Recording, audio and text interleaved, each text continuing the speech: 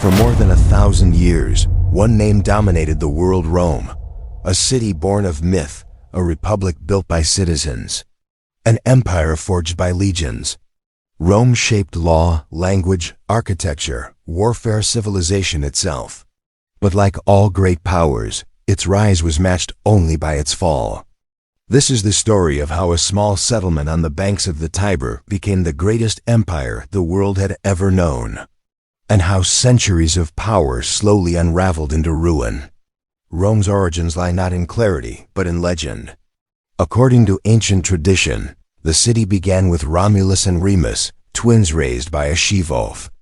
In a violent struggle for power, Romulus killed his brother and founded the city that would bear his name. But behind the myth lies a historical truth.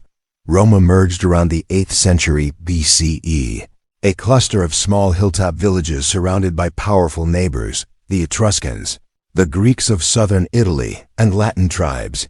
What set Rome apart was not its size, but its ambition.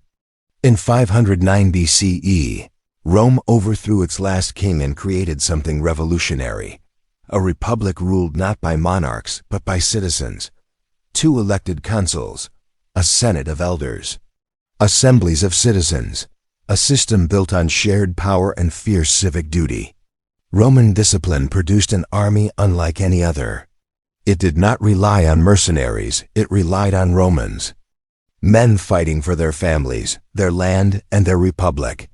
Within a few centuries, Rome expanded across the Italian peninsula, absorbing cultures, building alliances, and learning from every people it conquered. Rome was transforming. But its greatest tests were still ahead. Across the sea stood Rome's most dangerous rival, Carthage, a maritime superpower controlling trade across the Mediterranean. 3 wars between them changed history. The most famous was the Second Punic War, and its most legendary figure, Hannibal. He crossed the Alps with war elephants. He smashed Roman armies at Trebia, Lake Trasimene, and Cannae, massacre still studied in military academies today. But Rome refused to surrender. The Republic simply kept raising new armies, kept fighting, kept surviving. With General Scipio Africanus, Rome struck back. Defeating Hannibal at Zama in 202 BCE, Carthage was crushed. Rome now ruled the western Mediterranean. This victory transformed Rome from a regional power into an empire in all but name. Victory brought wealth. Wealth brought inequality. Inequality brought chaos. Rome was drowning in corruption, political violence, and economic divides.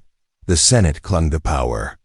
Ambitious generals looked to armies instead of laws. Civil wars erupted, Marius against Sulla, then Pompey against Julius Caesar. Caesar's crossing of the Rubicon was a point of no return, plunging Rome into a new era. He became dictator, but his reforms and growing power alarmed the Senate. On the Ides of March, 44 BCE, Caesar was assassinated. But instead of saving the Republic, Rome plunged into yet another civil war.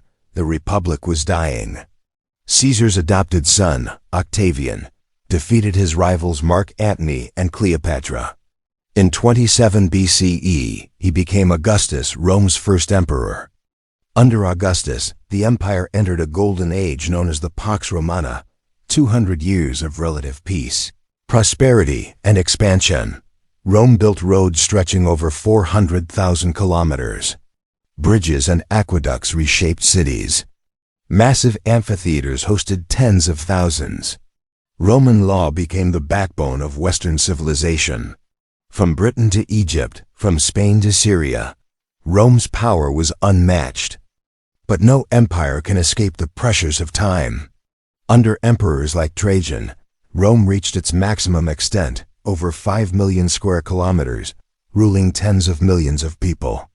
At its center stood the capital, a metropolis of wealth and wonder. But maintaining such a vast empire required enormous resources. Frontiers needed defending, armies needed paying, infrastructure needed maintaining. The larger Rome grew, the more fragile it became.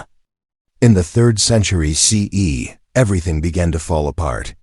Rome faced raids along the frontiers, economic collapse, plagues that killed millions, emperors rising and falling in rapid succession, many assassinated. This period, known as the crisis of the 3rd century, nearly destroyed the empire. Emperor Diocletian attempted a solution. He split the empire into East and West, 2 emperors, 2 administrations. It stabilized Rome temporarily, but the division planted seeds for the final fall. In the 4th century, another transformation reshaped Rome, the rise of Christianity. Once persecuted, Christians gained legal recognition under Constantine and eventually became the empire's official religion. The spiritual shift changed values, politics, and cultural identity. Pagan traditions faded. New religious institutions gained influence. The empire was changing inside and out. Pressured by internal weaknesses and external invasions, the Western Empire deteriorated. Germanic tribes pushed into Roman lands: the Goths, the Vandals, the Franks, the Huns under Attila. In 410 CE, Rome was sacked for the first time in almost 800 years. In 455 again. By 476 CE, when the last Western emperor, Romulus Augustus, was deposed, the Western Roman Empire was no more. But this was not the end of Rome entirely. The Eastern Empire, known to history as the Byzantine Empire, survived for nearly 1,000 more years, preserving Roman law, culture, and learning. Though the Western Empire fell, the influence of Rome lived on, in languages like Italian, French, Spanish, Portuguese, and Romanian, in legal systems across Europe and the world, in government structures, architecture, engineering, and warfare. Rome shaped the foundations of the modern world. From a small settlement on 7 hills to the greatest empire of the ancient world, Rome's rise and fall is more than a story of conquest. It is a reminder of the power of human ambition and the fragility of every civilization. Empires are built by strength, but they fall from within. Rome may have vanished, but its shadow still stretches across continents. Its ideas, monuments, and legacy remain alive to this day.